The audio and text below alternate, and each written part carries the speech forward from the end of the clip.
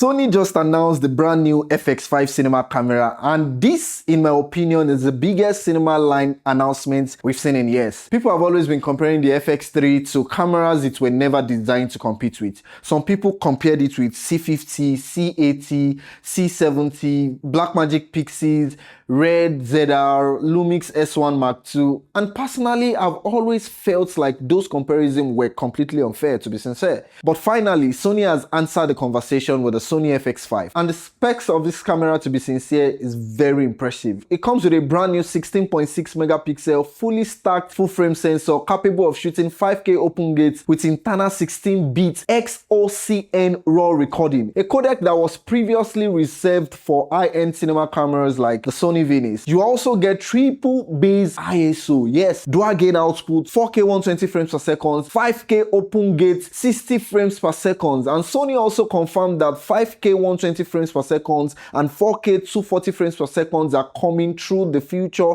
firmware updates. And the Sony FX5 also gets a brand new 3.5 16:9 monitor, improved AI autofocus, better image stabilization, 32-bit float audio when paired with the new XLR handle, and Sony's professional Cine AI menu, the same one you'll find in the Venice and other high-end Sony cinema cameras. And despite of all of this, Sony has managed to keep this in a compact body in similar size to the FX3, FX30 and FX2. Now, let's talk about the price. The body comes in about £3,900, while the version with the XLR handle is about £4,400. I won't say this is a cheap camera, but considering everything Sony has packed into this camera, I actually think the pricing is quite competitive. Now, the question is, does the FX5 replace the FX3? Honestly, I don't think so. I still believe the Sony FX3 is more than good enough for most filmmakers, but the FX5 is definitely a better camera, and in my opinion, is worth the upgrade if your work demands it and everything it has to offer. So, are you going to be sticking with your FX3?